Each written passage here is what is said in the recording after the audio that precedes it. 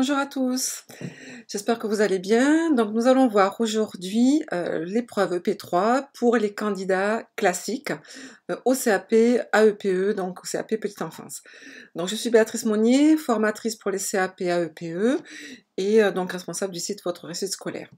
Donc je fais cette vidéo aujourd'hui parce que vous êtes très nombreux à me solliciter pour que je réponde à vos questions. Donc j'ai déjà fait une première vidéo pour les candidats en tant qu'assistant maternelle ou garde d'enfants à domicile et c'est vrai que je n'ai pas eu le temps de la faire, donc voilà. Donc désolée un petit peu pour le retard, j'ai pas eu le temps avant. Donc je vais essayer de répondre aujourd'hui à, si possible, l'ensemble de vos questions, en tout cas toutes celles que vous me posez sur Messenger notamment. Donc on va déjà reprendre à la base, hein, d'accord, de bien comprendre que pour les candidats classiques, c'est-à-dire si vous n'êtes pas assistant maternelle ou garde d'enfants à domicile et si vous n'avez pas fait le choix de présenter un projet d'accueil réel, vous allez donc être, on va dire, mise en situation, mise en examen pendant 1h30 à l'écrit et après une demi-heure, 25 minutes exactement, à l'oral. Alors je vais un petit peu vous raconter un petit peu tout ça, vous expliquer un petit peu tout ça pour que ça soit bien clair. Donc déjà, vous allez être convoqué, on va dire, soit le matin, soit l'après-midi. Vous allez là, on va dire, être accueilli par des formateurs qui vont tout simplement déjà vous installer dans une salle, dans une pièce. Vous allez être en principe par groupe, alors par 4 ou 5, ça dépend bien évidemment, surtout du contexte actuel, donc ça dépend des établissements. Donc vous serez, ne soyez pas surpris, hein, en principe 4 à 5 dans une salle de classe. Donc là, l'examinateur, donc va vous faire asseoir bien sûr, va vous demander de prendre des stylos, pas de feuilles, il va vous distribuer du brouillon et là il va vous distribuer un ensemble documentaire. Cet ensemble documentaire va être constitué de entre 10, 13, 15, 17 pages, grand maximum. Voilà, cette année on a vu des ensembles documentaires de 17 pages. Sinon, en principe, c'est aux alentours de 10-13. Hein, voilà. Mais soyez pas surpris, malheureusement, des fois, ça peut aller jusqu'à 17 pages. Donc en gros, vous avez un ensemble documentaire agrafé et on vous donne donc du brouillon, hein, voilà, pour travailler. Alors certains, on n'en donne pas, mais en principe, vous avez du brouillon.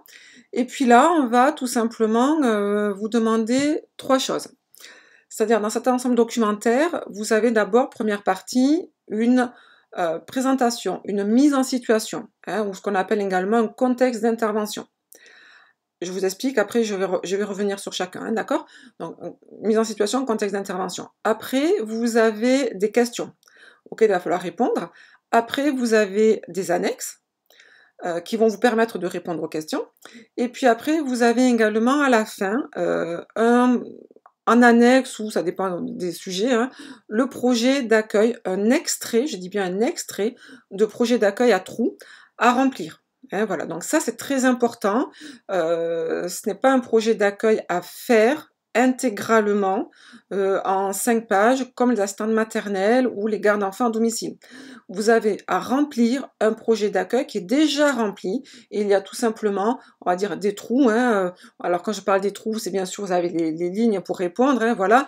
Et donc vous avez un texte avec 2-3 lignes avec une question auquel il va falloir répondre en 2-3 lignes, puis après à nouveau un texte, puis à nouveau 2-3 lignes à répondre et ainsi de suite. Voilà. Donc je vais y revenir après, d'accord? Donc déjà, donc cet ensemble documentaire, vous avez 1h30 pour l'étudier, le regarder, bien sûr répondre aux questions et bien sûr compléter le projet d'accueil.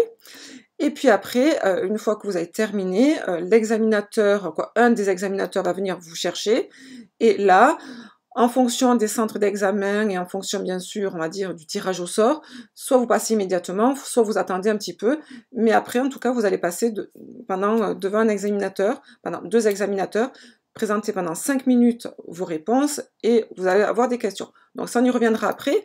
D'abord, là, ce qu'on va commencer par faire dans cette première vidéo, c'est déjà l'ensemble documentaire. Et voilà, pour que ça soit bien clair. Donc vous avez un ensemble documentaire d'une dizaine, 15 pages à peu près, que vous devez analyser pendant 1h30. Donc comme je vous ai dit, premier ensemble documentaire, la première page, c'est le contexte d'intervention.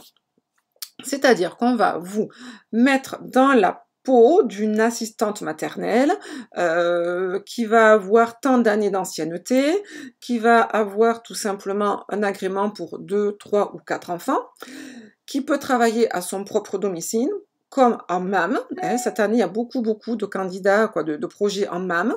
Donc voilà. Vous pouvez être également mise en situation dans une assistante chez une assistante maternelle qui travaille avec une crèche familiale. Voilà. Très peu cette année, j'en ai pas encore eu, hein, alors peut-être que c'est le cas, hein, mais j'ai pas encore eu, alors que les autres années, il y avait eu de cas de garde d'enfants à domicile, au domicile des parents. Hein. Donc cette année, j'ai pas encore eu, on va dire, des échos sur ça. Donc là, ça c'est la première page en principe. On vous met en situation, on vous explique où est-ce que vous habitez, si vous êtes marié, si vous avez des enfants, et on vous donne bien évidemment les caractéristiques des 2 ou 3 enfants que vous gardez actuellement. Avec bien évidemment le prénom des enfants, l'âge des enfants, et surtout, ce qui est le plus important, les caractéristiques. Dans ces caractéristiques, très souvent, vous avez un enfant qui va débuter la diversification alimentaire, donc il va être entre 4 et 6 mois. Malheureusement, je dis malheureusement parce que ça panique beaucoup les candidats, désolé, vous avez aussi un enfant qui est allergique. Hein, voilà, beaucoup d'allergies ou d'intolérance, donc au gluten, au lactose, à la protéine de lait, à l'œuf, à l'arachide, au poisson. Voilà, ça c'est vraiment les allergies ou les intolérances qui reviennent le plus dans les ensembles documentaires. Alors j'en ai peut-être oublié, hein, mais voilà, ça c'est vraiment le plus. Hein, surtout le gluten, qui est vraiment, on va dire, un ensemble documentaire sur 2, il y a une allergie au gluten. Voilà. Donc en fait c'est ça, vous allez avoir un enfant très souvent qui débute la diversification, un enfant qui peut, alors c'est pas forcément obligatoire, hein, mais très souvent il y a une allergie, voilà, et si vous avez un 3e enfant, il peut y avoir également un périscolaire qu'il faudra aller chercher. Attention, je vous rappelle que l'assistante maternelle, si elle a des enfants, et si ces enfants ont moins de 3 ans, ils font partie de son agrément. Donc c'est très souvent, hein, cet enfant-là que l'assistante maternelle, donc son propre enfant, que l'assistante maternelle doit aller récupérer, alors soit le soir, soit pour manger le midi. Hein, d'accord. Donc après, soit le garde, soit le ramène à l'école. Donc il faut bien lire l'ensemble documentaire, hein, la mise en situation de la première page.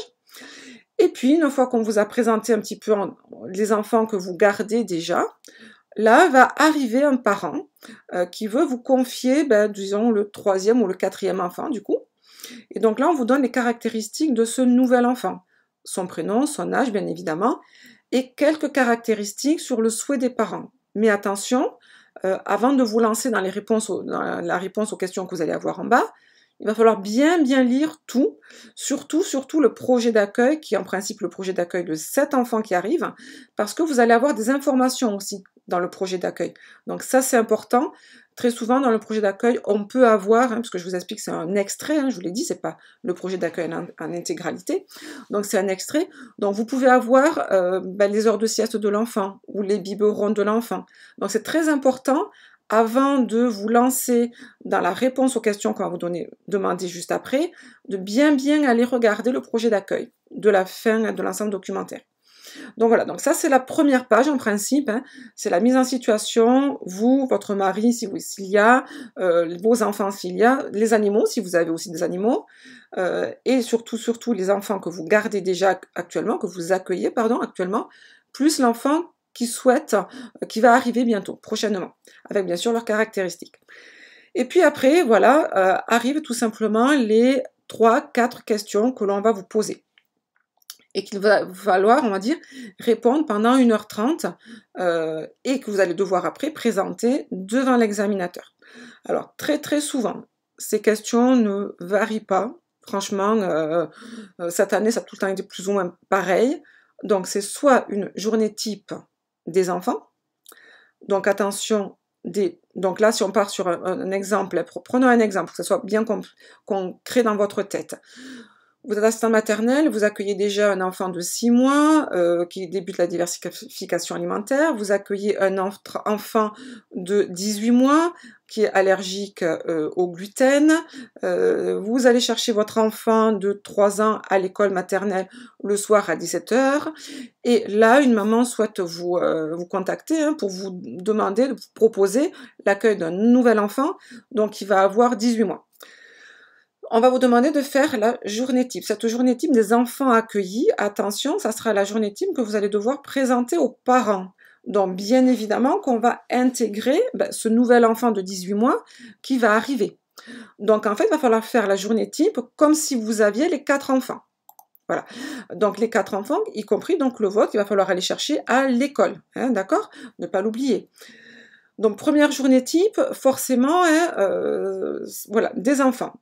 On peut vous demander aussi, je vais y revenir après sur les journées types, on peut vous demander aussi dans ces questions de faire la journée type professionnelle. Professionnelle, ça je l'ai déjà dit dans plusieurs autres vidéos, c'est votre journée type tout simplement de travail. Donc du coup, si les enfants arrivent à 7h30 par exemple, forcément, vous allez commencer votre travail par l'aération, le rangement, le nettoyage vite fait, puisqu'en principe, vous l'avez fait surtout si vous commencez à 7h30, vous l'avez fait le soir, mais du coup, il y aura au moins l'aération et la réinstallation, on va dire, des jouets et la préparation des lits. Donc ça va se faire aux alentours de 7h. C'est ça votre journée professionnelle, en fait. En fait, elle va inclure la journée type des enfants, plus votre journée professionnelle à vous, donc du coup à 7h.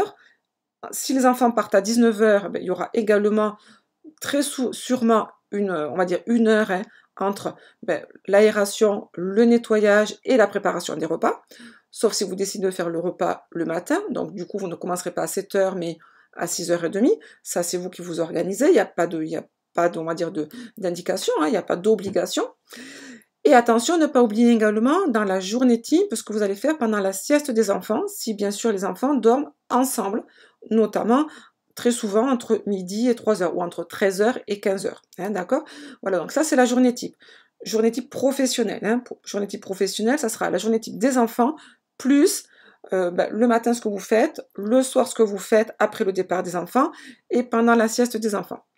Donc voilà, donc ça c'est les 2 types de journée type qu'on demande très fréquemment.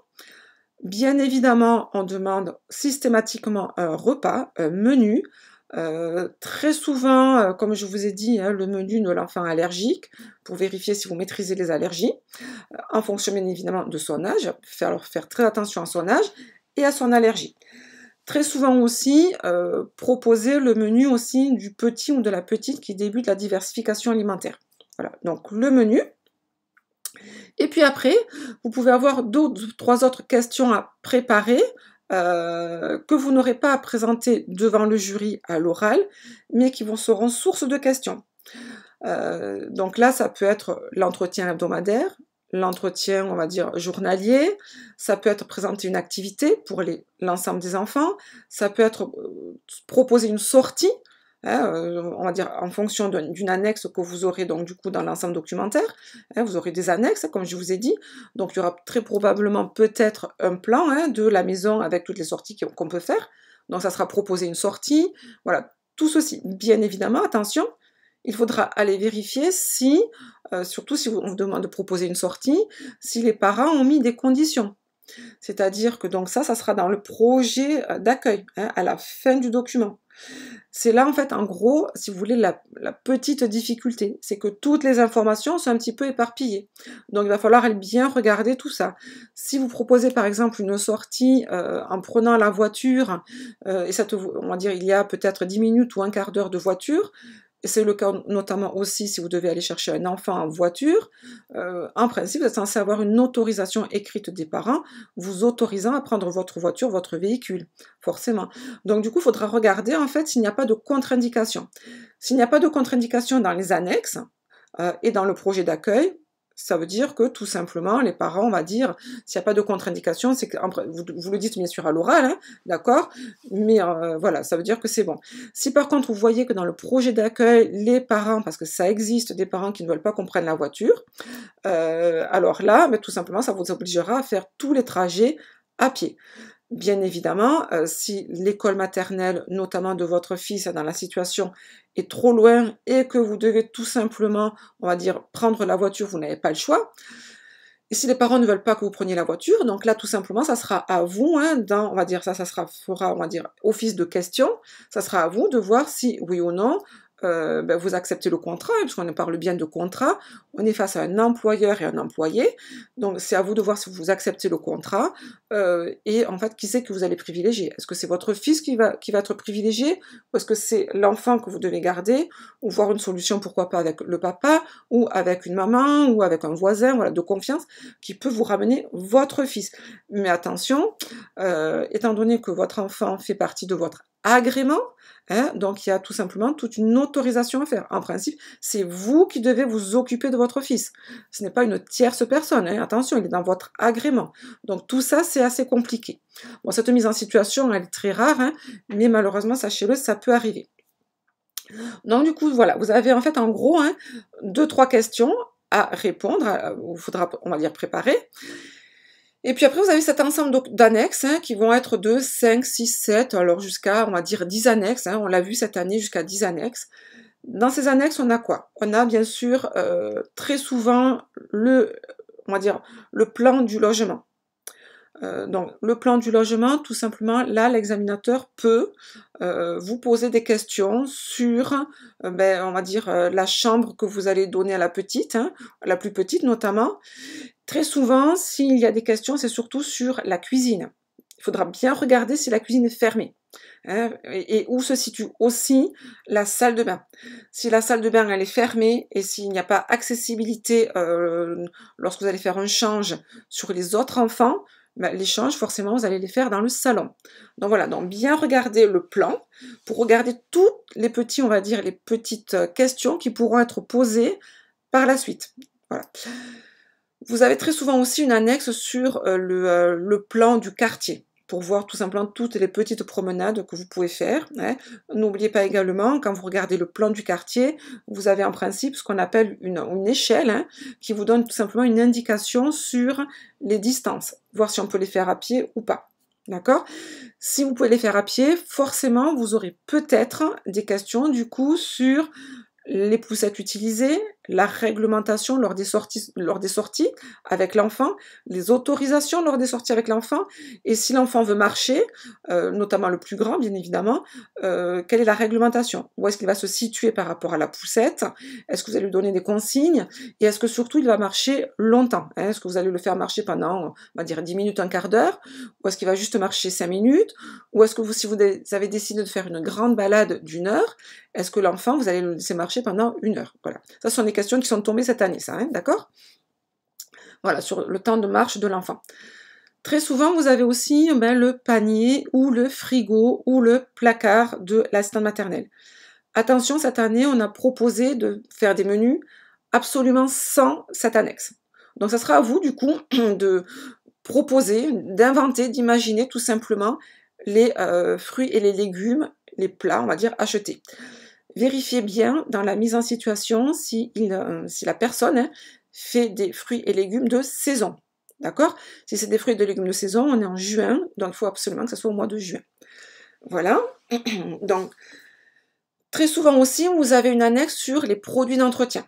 Produits d'entretien qui vont vous permettre après de répondre aux questions sur le ménage.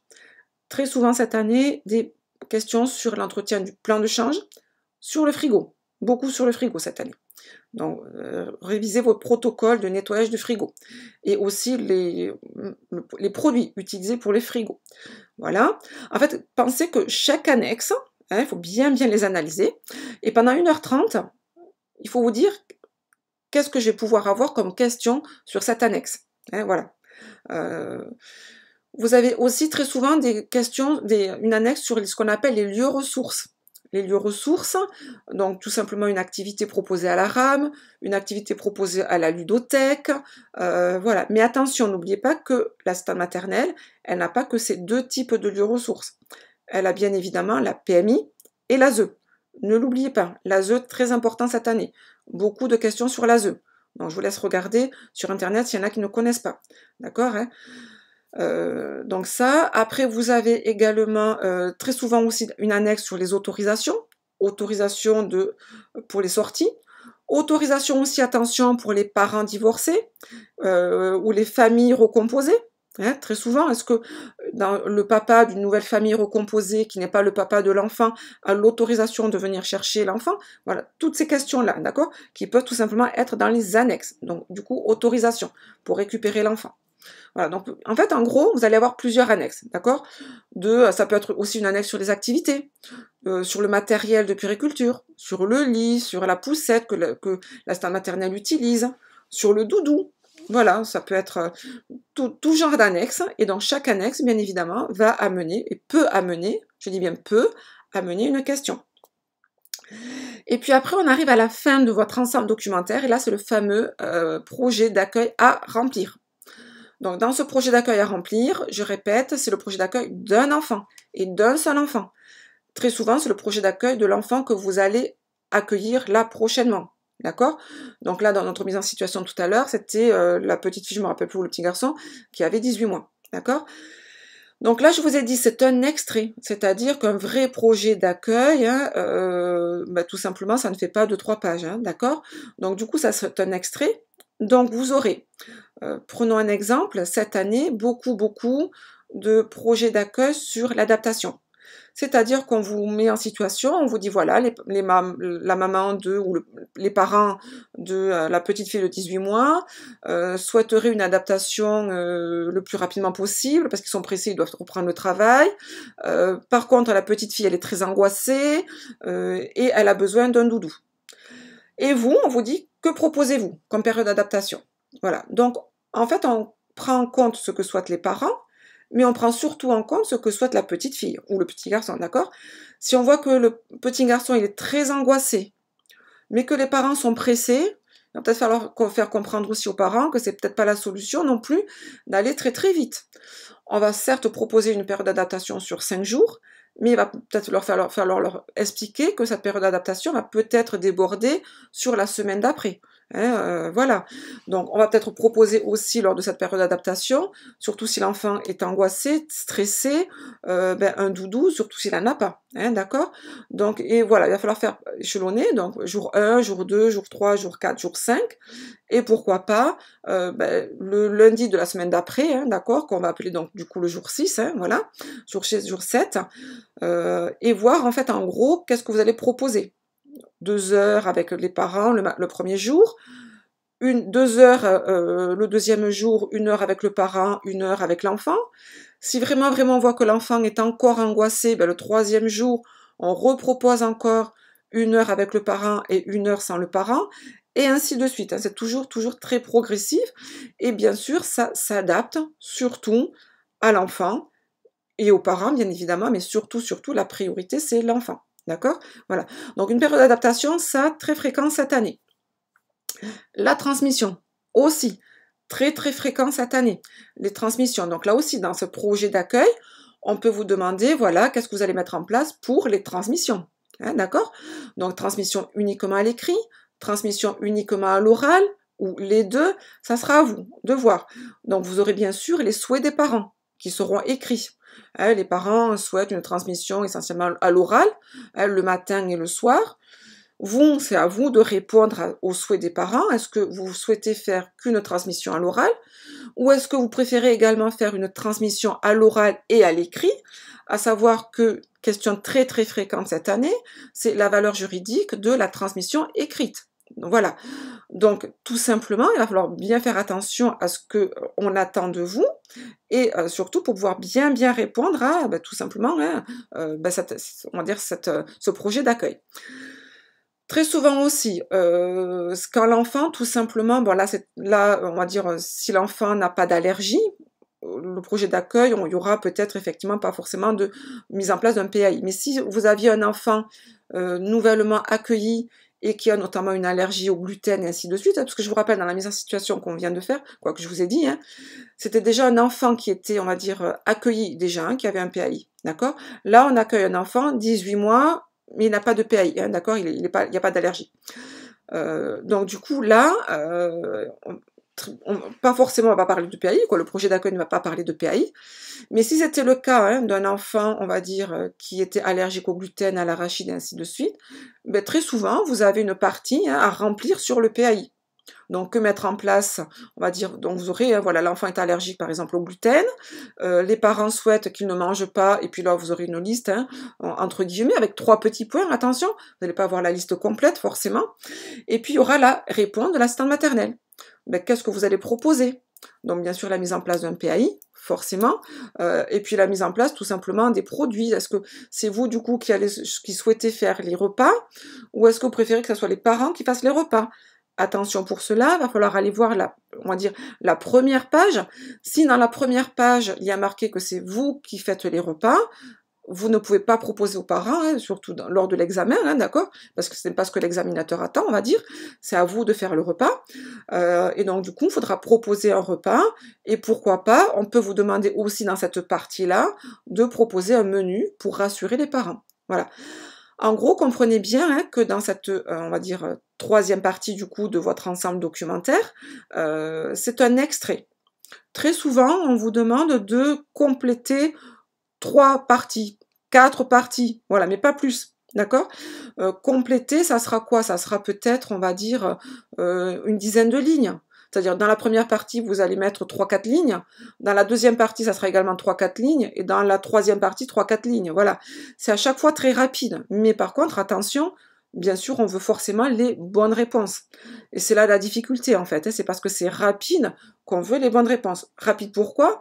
Parce que vous le verrez de toute façon quand vous allez être le jour devant votre ensemble documentaire, et surtout dans votre projet d'accueil, vous n'aurez pas la place. Parce que tout simplement, vous aurez vraiment la place qui va être limitée. On va vous demander de répondre on va vous donner 2 lignes pour répondre. Vous ne pourrez pas développer trop. Ça veut dire que l'examinateur, il attend vraiment, vraiment le mot juste. Hein, d'accord?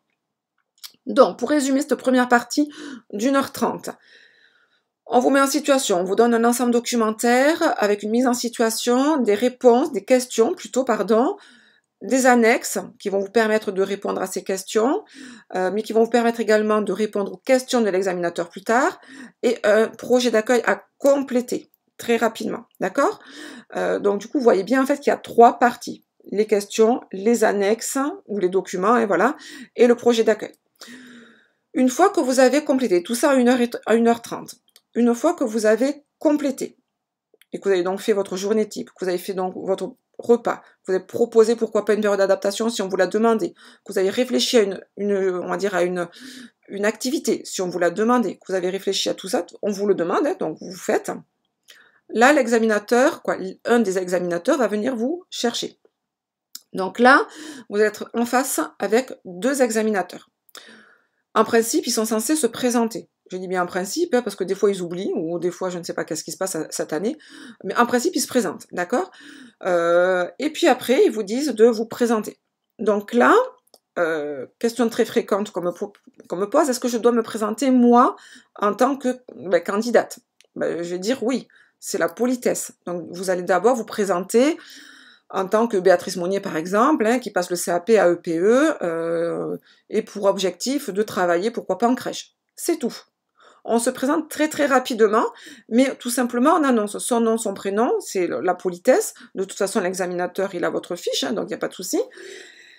Et puis vous expliquez aussi, parce que des fois l'examinateur il aime bien cibler un petit peu, on va dire, votre objectif professionnel, votre souhait. Ne dites pas, ça on le voit trop, je souhaite travailler soit en crèche, soit en tant qu'ATSEM, soit voilà. Non, partez sur un objectif précis.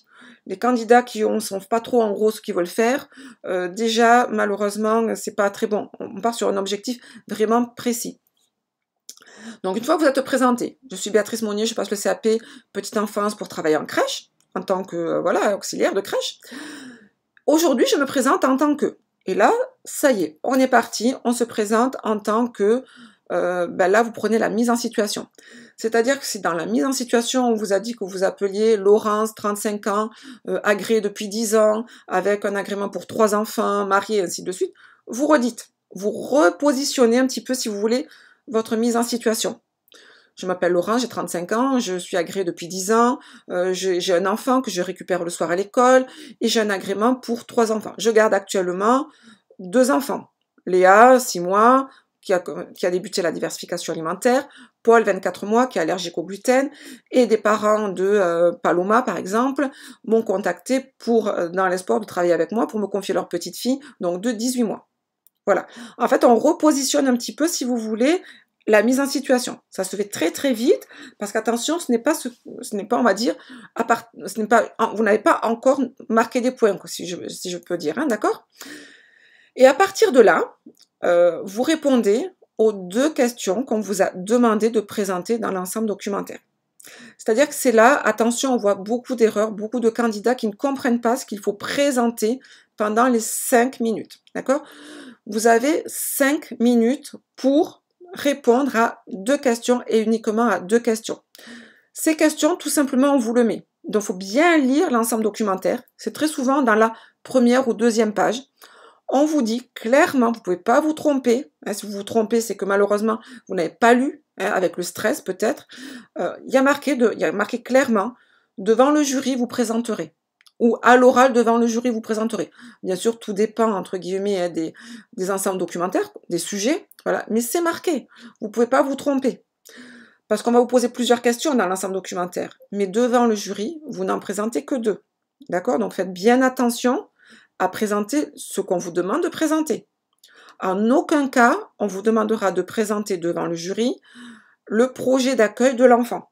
En aucun cas. Ça, c'est uniquement pour les questions que vous allez avoir après, je dirais, et encore. Parce que des fois, l'examinateur, il a d'autres questions, et tout ce que vous aurez écrit dans le projet d'accueil, très souvent, en tout cas une partie, peut-être qu'il ne va même pas y penser. Par contre, je vais y revenir après, il va garder bien sûr tout ce que vous aurez écrit, hein, d'accord? Mais ça, je vais y revenir après. Donc, dans ces 5 premières minutes, vous allez répondre aux 2 questions que l'on vous a demandé de présenter pendant les 1h30, hein, d'accord? 2 questions qui sont noir et blanc, c'est noir sur blanc écrit devant le jury, vous présenterez. Voilà, donc vous répondez à ces 2 questions. Vous présentez ces 2 questions. Très souvent, très souvent, on va dire à 98%, hein, voilà, c'est la journée type des enfants ou la journée type professionnelle des enfants, et c'est très souvent aussi le repas d'un enfant ou des enfants. De temps en temps, on peut vous demander de présenter la journée type et l'entretien hebdomadaire. De temps en temps, on peut vous demander de présenter la journée type et une activité. Voilà. Donc, vous répondez bien comme il faut à ce qu'on vous a demandé, ça c'est la base, hein, c'est la réglementation, si vous voulez, la règle de tout professionnel. C'est-à-dire que si déjà vous partez devant l'examinateur en ayant fait quelque chose de super, parfait, mais que vous ne répondez pas à ce qu'on vous a demandé, ben déjà en fait, vous n'êtes pas entre guillemets un professionnel à l'écoute de ce qu'on vous demande. Donc faites bien attention de présenter ce qu'on vous demande, c'est la base. Et après, une fois que vous avez présenté votre ensemble document, voyez, je me trompe, vos 2 questions, pardon, là, l'examinateur va tout simplement vous poser 20 minutes de questions. Donc, les 20 minutes de questions, bien évidemment, par rapport à ce que vous aurez dit, forcément. C'est-à-dire que s'il voit que lors de la journée type, vous avez un petit peu oublié une certaine chose, très souvent, je ne vous cache pas, quand les candidats font la journée type, très souvent, ils oublient le biberon d'un bébé. Très souvent, ou ils oublient une sieste. Hein. Faites attention, les siestes des petits, on se pose bien les questions avant de faire sa journée type. Combien de siestes doit dormir un enfant? Combien de biberons il va prendre? Combien il y a d'écart entre la sieste et le biberon? Ou entre les siestes plutôt et les biberons? Combien de temps je dois le mettre après avoir mangé? Combien de temps je dois le mettre au lit après avoir mangé? Si je dois aller récupérer mon enfant à 17h par exemple à l'école, ben, il faut que je sorte quand, à quelle heure, et donc du coup je vais devoir coucher l'enfant, ou les enfants je vais devoir les coucher à quelle heure. Voilà, tout ça en fait, c'est la difficulté. C'est vraiment la difficulté de la journée type, et c'est de bien organiser toutes les heures. D'accord? Pour cela, pour ceux qui, on va dire, je vous conseille de regarder, on va dire, l'avant-dernière vidéo du coup, hein, que j'ai faite pour les assistantes maternelles. J'ai bien détaillé la journée type, vous verrez, hein, une journée type, voilà. Donc ça, et donc du coup, si vous avez fait des erreurs, forcément, l'examinateur va repartir, va vous poser des questions, mais dites-moi, mademoiselle ou monsieur, hein, un enfant de 6 mois doit dormir combien d'heures, voilà. Attention, si vous répondez convenablement, vous vous rattrapez, il n'y a pas de souci, pas de panique, hein, surtout pas de panique, d'accord? Le but, c'est de se rattraper. On comprend très bien, en fait, que de faire une journée type sur un papier, c'est pas évident, ça on le comprend très bien. C'est pour ça que l'examinateur, il va vérifier en fait en gros si c'est le stress, si vous avez oublié ou si vraiment vraiment vous ne savez pas. Si vous ne savez pas, forcément vous perdez des points. Si tout simplement vous avez oublié avec le stress ou parce que vous êtes mélangé les pinceaux parce que c'est vraiment pas facile, il n'y a pas de souci, l'examinateur il va vous rattraper. Alors bien sûr, effectivement, petite parenthèse, les examinateurs, attention, beaucoup, vous me dites hein, d'ailleurs, hein, les examinateurs ils ont été très froids, très froids, très secs, et ainsi de suite. Oui, malheureusement, certains sont comme ça dépend des académies, et malheureusement, certains sont comme ça. Par contre, ne vous déstabilisez pas, hein, d'accord? Soyez sûr de vous.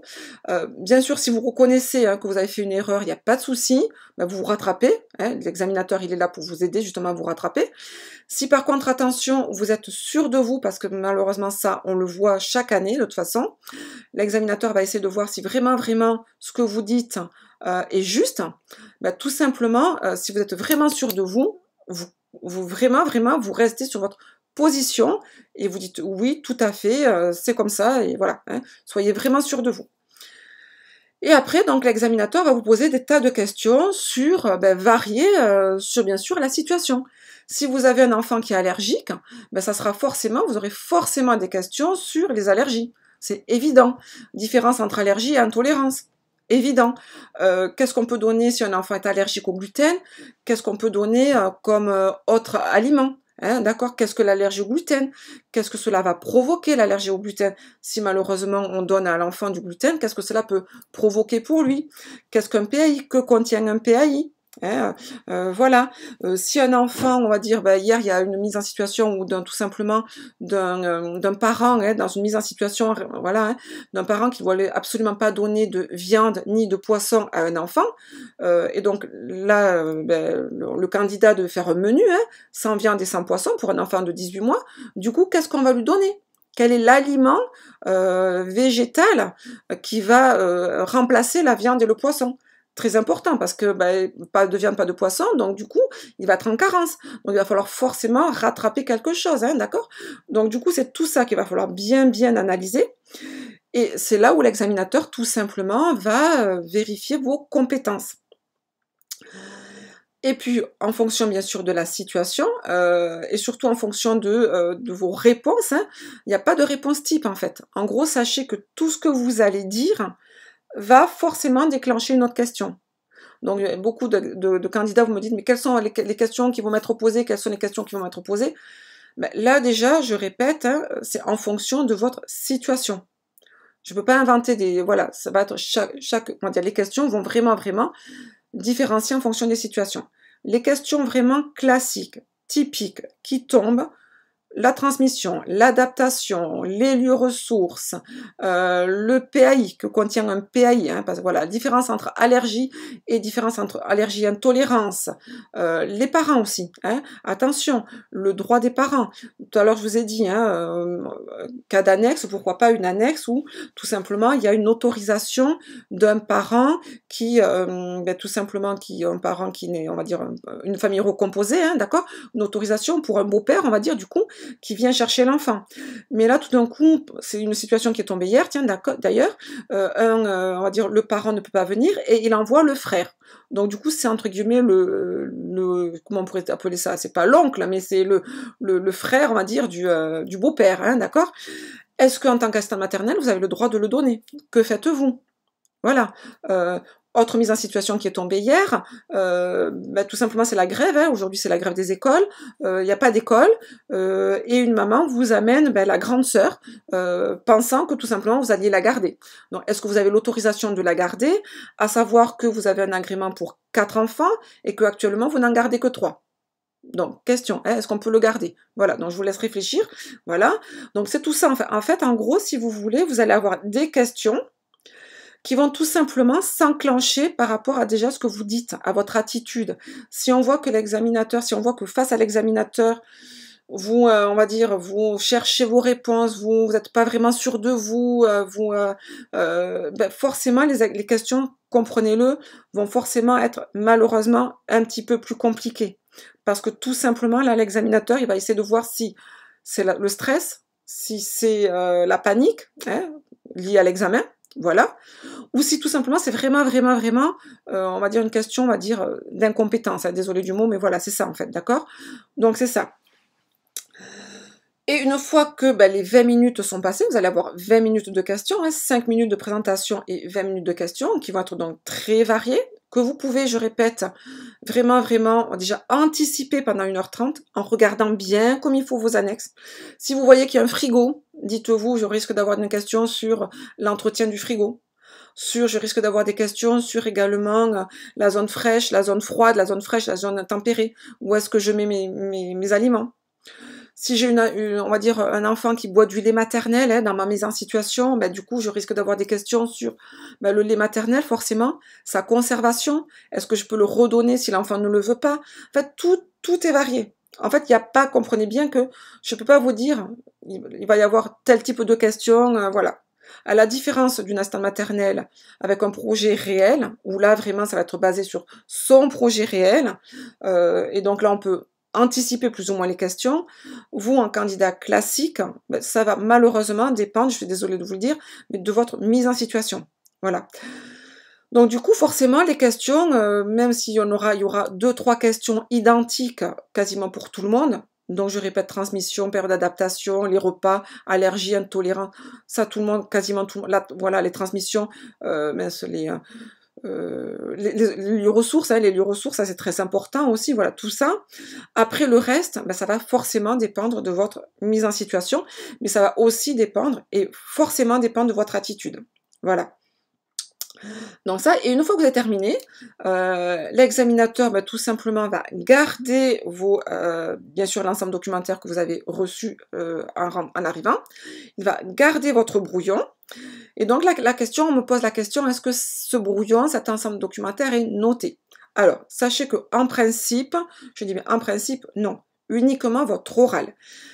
Par contre, effectivement, l'examinateur, surtout s'il n'a pas eu le temps de vous poser toutes les questions, et surtout s'il n'a pas eu le temps, on va dire entre guillemets, vous deviez faire une période d'adaptation, par exemple, dans votre projet d'accueil, et qu'il n'a pas eu le temps tout simplement de vous poser la question parce que il vous a posé d'autres questions, là, effectivement, rien ne l'empêche d'aller vérifier ce que vous avez écrit, forcément, et donc là, en fait, ça va être, entre guillemets, si vous voulez, au choix de l'examinateur.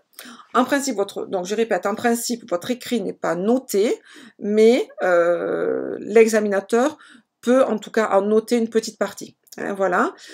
Sachez également que vous avez quand même votre attitude qui est notée, donc ça sachez-le, 10 points sur les 80, donc votre attitude qui est notée, c'est-à-dire votre façon de regarder, votre façon de parler, votre façon d'être, comment vous êtes habillé, déjà c'est 10 points de gagné, donc faites attention à ça, déjà, voilà. Et puis vous allez bien sûr avoir l'attitude, on va dire, le respect de la consigne aussi, c'est-à-dire comme je dis tout à l'heure, si on vous demande de présenter la journée type et la période d'adaptation par exemple, et que vous me présentez le repas et le projet d'accueil, mais c'est pas du tout ce qu'on vous a demandé. Donc là forcément vous avez bien compris que déjà vous perdez des points aussi, d'accord? Donc ça, comprenez bien aussi, donc je le répète et je le re-répète parce qu'apparemment il y a beaucoup de candidats n'ont pas compris, en 1h30 vous ne pouvez pas faire de projet d'accueil réel. Et ce n'est pas du tout ce qu'on vous demande d'ailleurs, mais pas du tout. D'accord? Un projet d'accueil réel, c'est-à-dire un projet d'accueil en 5 pages, voilà, ça c'est pas possible. Ça c'est pour les assistantes maternelles ou les gardes d'enfants à domicile et elles le font chez elles. Et sincèrement, demandez-leur, elles y passent pas 1h30, les pauvres, elles y passent beaucoup plus de temps. Voilà. Autre erreur également que l'on voit, je vous rappelle que vous allez avoir en face de vous des examinateurs, donc vous vous adressez aux examinateurs, vous ne vous adressez pas aux parents. C'est-à-dire qu'en fait, il va falloir être mise en situation comme si vous vous adressez effectivement, donc là vous avez le parent d'une petite fille de 18 mois qui vous contacte pour vous confiez sa petite fille, et donc mettre en place un projet d'accueil, mais vous allez expliquer à l'examinateur ce que vous feriez, si vraiment c'était le cas là. Donc, parce que ça on le voit, donc je vous le dis, c'est pour ça, ne vous adressez pas à l'examinateur comme si c'était les parents. Non, les examinateurs restent des examinateurs. Ils sont vraiment en situation professionnelle, et ils sont là vraiment pour vous juger. Donc je pense que j'ai fait le tour, désolée si c'est pas le cas parce que voilà, mais je pense que j'ai fait le tour, hein. Donc ben, je vous souhaite beaucoup de courage. Sur le site, hein, pour ceux qui ne connaissent pas, vous avez des exemples de, on va dire, vraiment des vrais exemples avec leurs corrections. Ça peut vous aider, ça peut vous entraîner aussi pour que vous visualisez un petit peu ce que c'est, hein, d'accord?